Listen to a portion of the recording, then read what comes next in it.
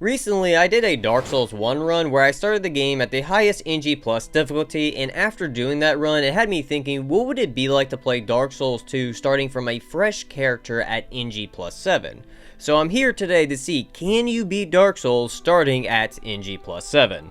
Shocker to none, it's a yes, because if you deal damage, you can win, but let's find out how. Also, make sure to like and subscribe if you want to see more crazy runs like these, or just like seeing me suffer. But, more importantly, let's talk about today's sponsor, Proton Drive. Proton Drive is trusted by over 100 million people, from game developers and security experts to content creators and gamers. Proton is the world's leading provider for truly private, end-to-end encrypted software. Unlike Google or Microsoft, Proton delivers privacy by default. They keep your files and photos locked down with zero-access encryption, so only you can see your data. Not advertisers, not AI models, and not even Proton themselves. With Proton Drive, you can back up and organize photos automatically, collaborate instantly with Proton Docs and Proton Sheets, share files securely with password protection, control every permission, and decide who can view or edit your content. Personally, my favorite feature is being able to recover any deleted or accidentally removed file within the past 10 years. As someone who does content creation, I'm constantly moving, naming, or even deleting files, and it's bound to happen that I might end up accidentally getting rid of some important footage. Which sadly has happened to me in the past, but with Proton Drive, that's no longer an issue, and it alleviates the stress of thinking I just lost hours of work from a simple mistake. So if you too would like to check out Proton Drive for free, check out my link in the description or the pinned comment down below. Proton and I would like to thank y'all for your time, and with that, we can get into the rules for this run. Rule number 1, I must play the game on NG+7. I think the title and thumb gave that one away. Rule number 2, I cannot use summons to help in boss fights. And lastly, number 3, I must beat every boss in the game. With the rules out of the way, let's get this run started. So first things first, I need to open up Cheat Engine and go to my Journey level and change it from Journey 1 to Journey 8 to put me in NG+7, which will right away put the Falconeer enemies at the very start of the game. Come to find out, one of them is an archer, which shows y'all right away this is going to be much different than the DS1 NG+7 run. In Dark Souls 2 NG+ scaling, they don't just increase the amount of HP, defense, damage, and amount of souls you get. The game adds new enemy placements while also adding red phantom enemies all over the place, and even some boss fights have been changed up for some new experiences. Items in certain chests change, higher level items can be acquired, and enemies' item drop rates have been increased. A massive improvement from Dark Souls 1 NG+ gameplay loop. Only thing that kind of sucks about doing a fresh NG+7 run though is that the game thinks I already beat the game, so it does not let me name my character,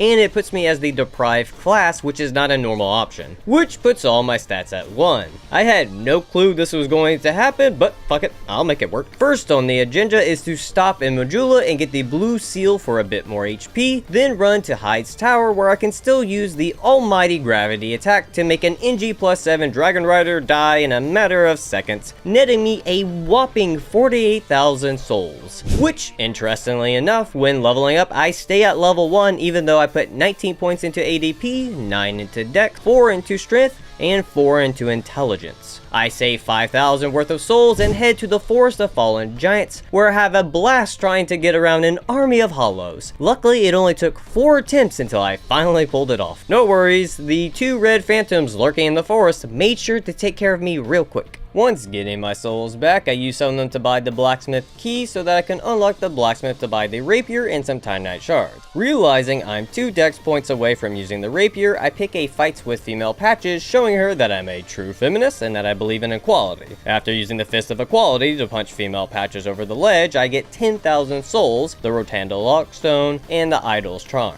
I then use those souls to get my dex to 12 and my intelligence to 17. Now needing a catalyst, I lure the red phantom that is guarding the gate away from it, so that when I run through it, Pates will lock me in without the phantom. After that, I get some aromatic ooze and open a secret door to a sorcerer's catalyst. With that done, I kill a douchebag for his clothes that will increase the amount of souls I earn. Speaking of souls, I lure a red phantom that is hanging outside of the Dragon Rider boss room up top so that I can knock him off for over 6,000 souls. I then use those souls souls to get my attunement to 10 for a spell slot. Before leaving Majula, I got my rapier to +3, go back to the Forest of Fallen Giants to get the Great Soul Arrow, and took on the Last Giant. Sadly, the Last Giant is not a boss that has anything new to it in NG+7. Unfortunately, only 3 out of the 41 bosses have something new to add to the fight itself in NG+.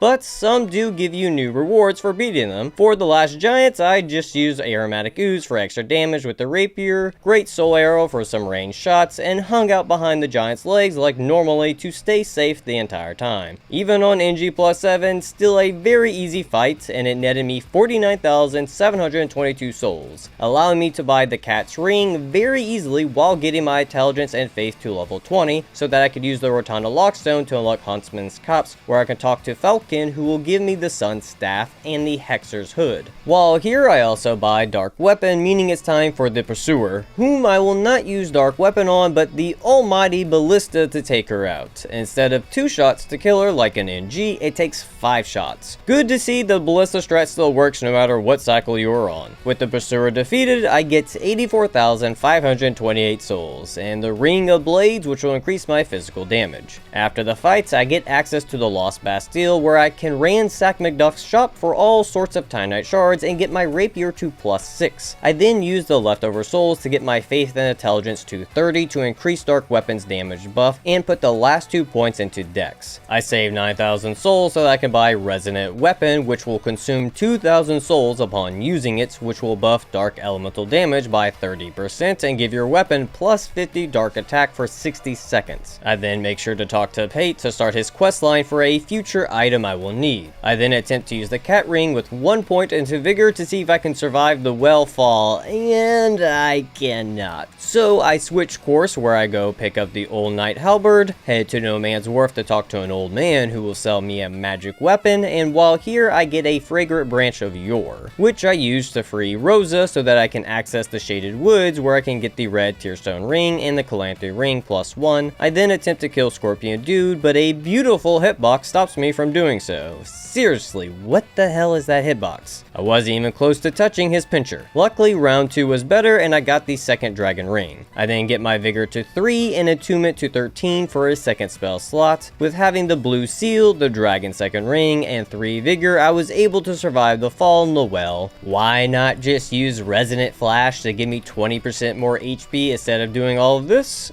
Oh, very simple. I had no clue about it. With that said, I get the Pharaoh's Lockstone in the well so that I could use it at the Grave of Saints to lower a bridge for me to get Whisper of Despair, which will decrease enemies' physical defense by 100 points for 60 seconds. I then buy a mace, get my strength to 6 to two-hand the mace, use a drop to trigger RTSR, and then apply Resonant Weapon to the mace so that I could kill a Titanite Lizard for a Dark Knight Stone, which I will use on my rapier to infuse it with dark damage. Meaning when I buff it with Dark Weapon or Resonant Weapon, it will do even more dark damage than before. Also to note, throughout this run, I will make sure to buy all the Bright Bugs from the merchant since I'll be needing them for very specific fights. With that done, I work my way to the Gulch where I get 2 Fragrant Branches of Yore and use one of them to get the secret bonfire in the Black Gulch, but I didn't last long after that with the army of black leeches that now inhabit the area. For the 2 woodland children, I just used a shield to 2-hand to push them off the ledge. Gravity is your best friend in a fresh NG+7 run.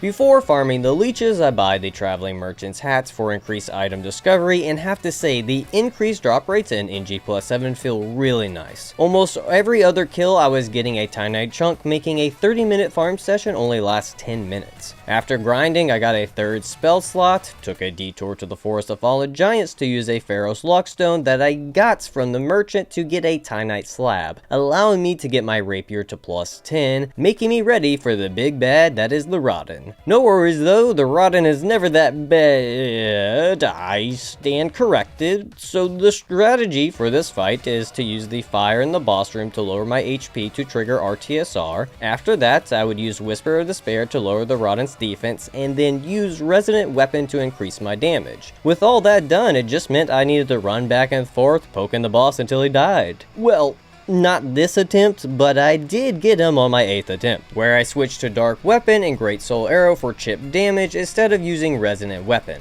The Rotten ended up giving me 280,436 souls. On top of that, I got the Soul of the Rotten and the Old Dead One Soul, bringing my total souls to 365,436, allowing me to increase my Intelligence and Faith to 40, Dex to 17, Strength to 12, and Endurance to 10. Once done leveling, I do some parkouring in Huntsman's Copse to get a token of fidelity for later. I free Creighton from his cell for his questline, pick up Soul Spear in the area, join the Company of Champions, head back to the Gulch to start farming leeches, because I will be needing 8 million souls to open the Shrine of Winter. Normally, it would only be 1 million, but on every new game cycle up to NG+7, it goes up a million. After some hours of grinding, I finally got the 8 million to open the doors, which I had assumed the door would consume the 8 million souls, but come to find out it's your soul memory that needs to meet the requirement. Never done this before, so I figured everyone mentioning it meant I needed all the souls on me. With that said, I will not be using the 8 million souls for levels that just wouldn't be fun, but I will use it for upgrading my weapon so that I can get the Blacksmith Hammer, which I get to +9. I also use a bit of the souls to stock up on some goods, and with that, I use the Dark Sign to get rid of all those hours of grinding. Being a broke bitch again, I steal a homing soul mask from an old man. I then go to Drainlit Castle, where I let the crossbow users shoot me to get me into RTSR state. Near the entrance of the castle, there's a red phantom, so I bait him to follow me back to the cliffside so that I can knock him over the ledge. Luckily, when he is dead, he stays dead. With the red phantom out of the way, I use homing soul mask and my rapier to take out the 2 guards to get inside, where I can get the frozen flower, meaning that I can access the DLC, but I make a pit stop at the Gulch to get Greater Magic Weapon. With Greater Magic Weapon in hand, I make it to Ilium Lois, where I'll be farming Guardians, which has a 1% chance of dropping an Ice Rapier, which is considered the best weapon in the game, and I will be needing 3 of them. While here, I also make sure to get Dark Clutch Ring as well.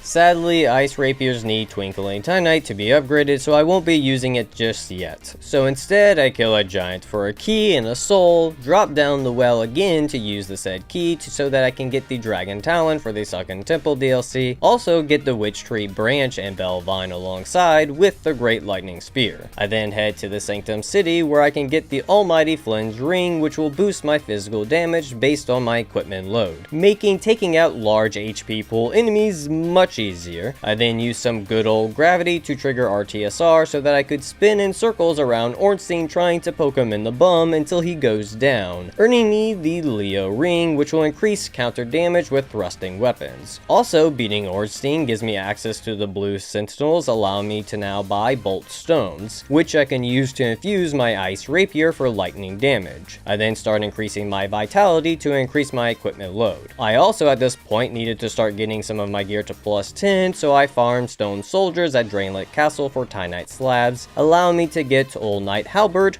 Witch Tree Bellvine, and Witch Tree Branch to +10. I then stock up on some gold pine resin, go back to Dragon Sanctum to get the Lightning Clutch Ring and some bonfire aesthetics, which I use those aesthetics to bring back the Rotten to kill him one more time so that I can get my vitality to 13, strength to 22, and dex to 30. I then buy a new rapier, which I get to +10, let a skeleton smack me to the point of RTSR, then buff my dark rapier in my left hand with the resonant weapon, buff my right rapier with gold pine resin, then use bright bug for even more damage so that I can 3-shot the sorcerer skeleton lord. Right after that, I took out the bone wheels, then weakened the other 2 skeleton lords so that I could take them out at the same time, do some quick menuing to get the old knight halberd out, buff it with gold pine resin, and then use alluring skulls to distract the skeleton army for an easy hit, allow me to get the first try, earning me the clear bluestone ring +2. I then talked to T-Swift to move her to Majula, start farming Falconeers since in NG+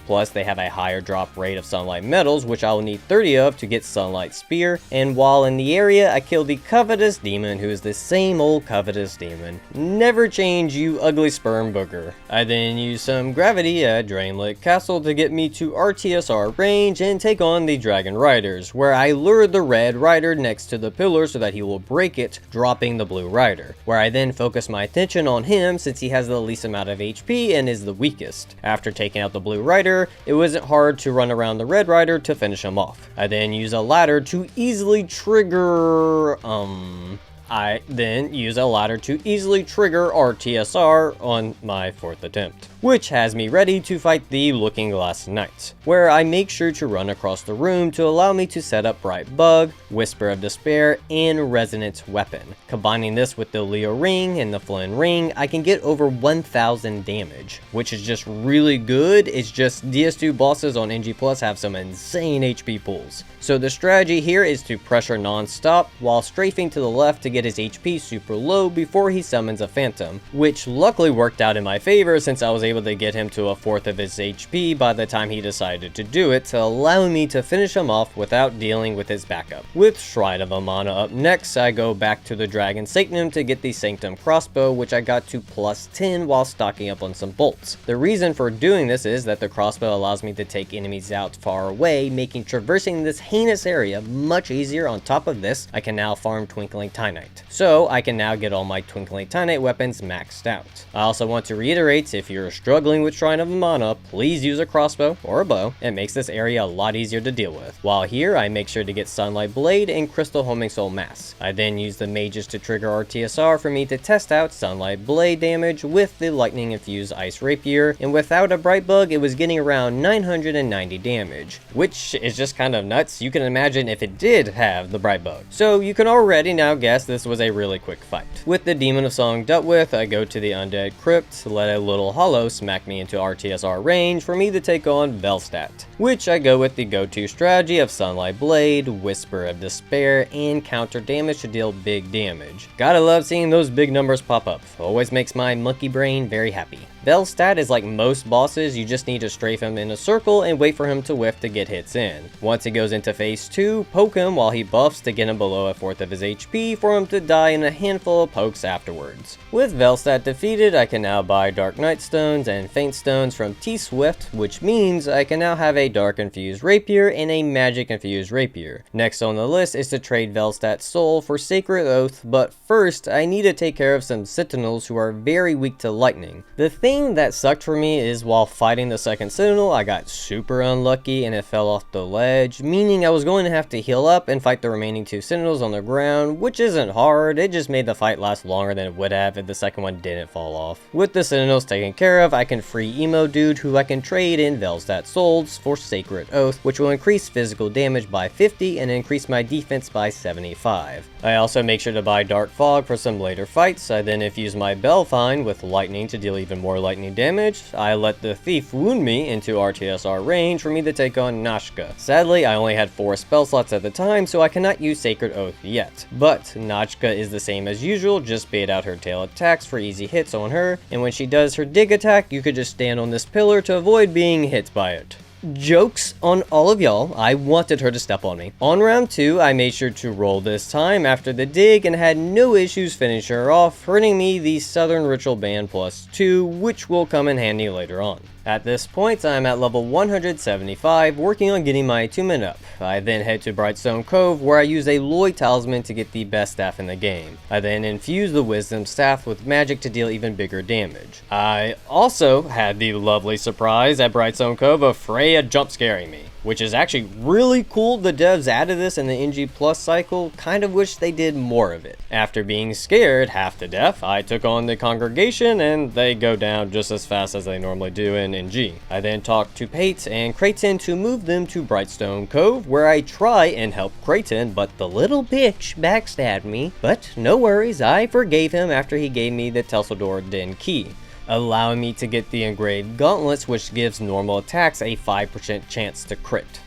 And who better to test it out on than Freya herself? Unfortunately, the fight itself is the same, but she does retain the damage from the previous encounter, so that's cool. but same strat as always, just bait out the beam attack and poke away, making this fight a walk in the park, earning me the old pale Drake soul, which I can trade in for the crystal soul spear. At this point, I finally get my 5th spell slot, find out the torch rooms for Lost Center are guarded by red phantoms, so fuck that. Lost Center isn't hard without the lights anyways. Oh, well, she is hard if she has 2 red phantom pyromancy guys backing her up. So I switch directions to Mytha, where I finally get to use Sacred Oath and Sunlight Blade together, allowing me to deal some really good damage to Mytha. I imagine if I could use Whisper of Despair as well, this fight would have been shorter than it already was. With having the King's Ring after the Velstadt fights, I go to Aldia's Keep to bully a dragon with my lightning stick and some throwable lightning sticks, which you can see how much stronger buff damage on weapons is in comparison to pure spell use. 254 for the strongest miracle spell in the game, and 1327 from one poke from the Ice Rapier. Poor dragon never stood a chance. I now have access to the Dragon Shrine, allowing me to acquire Crystal Magic Weapon. I then pick a fight with a fake dragon where I use Dark Fog to poison and then poke at it with my Lightning Stick, which did good damage to it, making it a shorter fight than it usually would be, netting me a whopping 480,000 souls, which I use to get my agility up for even more iframes. I then go take on the King of Giants, who I thought I was going to have to fight without RTSR, but funny enough, I could survive one fireball attack, putting me in RTSR's range. I did not plan for that, but I will take it. For the Giant King, just lock onto his left leg and strafe to your left. All he can do in this position is stomp or backswing his sword, which by just walking to the left, you can avoid these attacks for an easy win. Speaking of easy wins, you just need to stand behind Vendrick, poking him in the bum until he goes down. With all those souls, I could get my 6th spell slot, allowing me to have Sacred Oath, Sunlight Blade, and Whisper of Despair on at the same time, which means it's time for me to go to the Cave of the Dead and not use any of those spells to poison dash stalagmite cheese the shitty duo. City Trio. Fuck it, we're doing it live. Because the normal way to fight these guys is straight up not fun, and it's Christmas time, so this is my Christmas gift to myself. With them out of the picture, I took on Smelter Demon next, who cannot use RTSR on since he can chip damage me with his fire, so I just had to fight him normally, but with maximum iframes and using the Deadly 3 combo spells, he went down fairly quickly. Up next is his boss, who must be related to the Centipede Demon because he's got some nasty lingering hitboxes on him. No worries, he went down on the second round with no issues, but my pride is still damaged nonetheless. With the Old Iron King defeated, I can access the Old Iron King DLC, where I can get the Sorcery Clutch Ring, which I will need for Alana, alongside Sacred Oath, Crystal Magic Weapon, a Bright Bug that can be used with Sacred Oath, but only after Sacred Oath has been casted, then a Whisper of Despair with some good counter damage from the Leo Ring, allowing me to get up to 1400 damage per hit. I got lucky she summoned her skeletons, which I made sure to take out right away, so that they will go back into her summoning pool in hopes they will be summoned again instead of Velstadt, and my luck paid off because that is exactly what happened. Downside is that all my buffs ran out around this point, so I decided to play it safe and heal up, which fortunately I did because her skeletons did get a hit off on me, but I was able to stay calm and just focus on attacking Alana to the point of victory. I have to give it to Lady Luck on this one because RNG definitely could have made this fight 10 times worse. Oh, hello, bad RNG. Sin ended up killing me 12 times. This one right here is my favorite death. Explain this one to me, Dark Souls 2 stands. Explain how I died to nothing, because I don't think you can defend this one. Funny enough though, this fight really wasn't that bad. I just had to bait out his horizontal breath attack and that was it. It just shows how an easy fight can be rough with some bad RNG and how a hard fight can be easy with some good RNG. Well, after that fiasco, I wanted an easy win, so I went poke an undead horse to death, which you can see even without RTSR, I can still do some really good damage. I then had the lovely surprise for the Flexile Sentry fight that he gets 2 assassins for backup. Unfortunately for the Flexile Sentry, I can try again, and with now knowing where the ads spawn, I can just take them out from the start. just leaving the flexile sentry to defend for itself, and I just made sure to fight its club side since it's the slowest and easiest to punish to death. After that, I talked to the Dark Wizard 3 times so I can fight Dark Lurker, but first I used some dung pies to poison myself to get into RTSR range. For Lurker, I used Sacred Oath and Sunlight Blade at the start, and then waited for Lurker to go into the air to just use Bright Bug. After that, it was all about staying on top of him to bait out his lightsaber attacks for easy dodges and easy hits. Once he splits, I do my best to get double damage and then focus my attention on the one that is using saber attacks. Besides that, I run for dear life dodging projectiles, waiting for one of them to do a lightsaber attack for me to eventually finish them off, and as usual, Lurker gives me a heart attack thinking he's about to get an attack off even after death. I then talk to the Dark Wizard to get the Dragon Charm, which is the best lightning charm in the game, and get Great Resonant Soul. With that done, I was ready for Ava, thinking this was going to be an easy first try, but the damn cat ended up killing me 4 times. Well, I guess that's to be expected when you have to no-hit the giant cats, but on my 5th attempt, I finally got into the groove of getting behind the wild animal to shock it to death. Whoa, PETA, Hassan's house is across the street. You got the wrong guy shocking animals. After Ava, I decided to fight Blue Smelter Demon. The plan for this fight was using Dark Weapon since that is the strongest against Blue Smelter Demon, in combination with Dark Fog for poison damage, but the real trick here was managing HP since the tick damage after the second buff goes nuts. So I had to find a good balance act of healing and then attacking, but with max iframe, Smelter Demon wasn't an issue. Before moving on to Fume Knight though, I go to Drainlit Castle to get Katha's Charm, which is one of the best dark chimes in the game, which I need for the Fume fight. For the Fume Knights, I decided to play it safe and go with the range attacks since that is the easiest way to beat them. I went with the Great Resonant Soul and Resonant Soul since they will consume souls for more damage, and Fume Knight is fairly weak to dark magic. So the fight became just walking backwards with the occasional roll to get a cast off, and once running low on spells, refill them back up with a potion. Just do this for almost 10 minutes and Fume Knight will go down on your first try on NG+7. Up next is Sir Alone, who will be the last fight I use RTSR on, since the remaining fights it will just be too dangerous otherwise to do so. With Sir Alone being weak to lightning and thrusting, I went back to my lightning ice rapier. The strat is the same as usual, just circle to the right and roll and poke, which almost worked, but I ended up making one mistake each time leading to my death. On the 3rd attempt, it definitely could have been avoided if I had just rolled back since that was the safest way to dodge his jump attack, but it wouldn't be until my 4th attempt that I was able to no-hit Sir Alone. With no longer needing RTSR, I start putting points into Vigor, but I need more than 7 points, so I start farming the Giant King for his souls to get my Vigor to 20. After that, it was time for the Gargoyles, which I thought Magic Ice Rapier with Crystal Magic Weapon would be the best for this fight, but come to find out, Soul Spear and Crystal Soul Spear were way better. With the spells having the Pierce ability, I could hit multiple gargoyles at one time from a safe distance, so once realizing that, I just stuck casting those 2 spells for the win. With the gargoyles taken care of, I take out the 2 red phantoms blocking the torches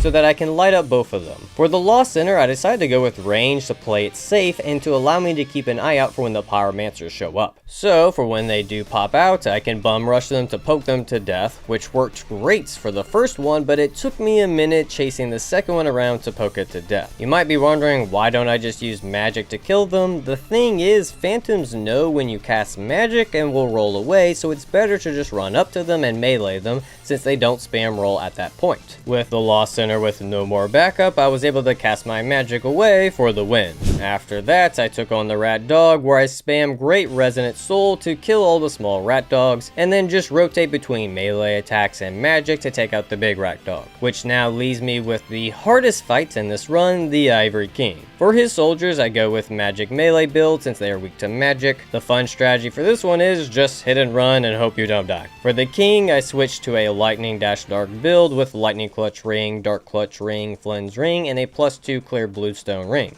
The key here was keeping one of my knights alive to distract the king so I can get hits off on him safely and hopefully get his HP past half health, and then switch into some ranged attacks for some safe hits, which sadly did not go as planned 99% of the time. I got close to killing the king this way, but he ended up catching me near the end, leading me to die 37 times to him. But I stayed hard-headed and kept doing the same strategy until it finally paid off. Why not do a different strat or just go get more health? Well, that would be a smart thing to do, and I'm no smart cookie. With the hardest fight out of the way, that just leaves Lud and Zalin, which funny enough were not that bad. They only had 15,000 HP each, and it seems like on NG+, Zalin doesn't join the fight until much later, which helped a lot to get Lud's health low to take him out.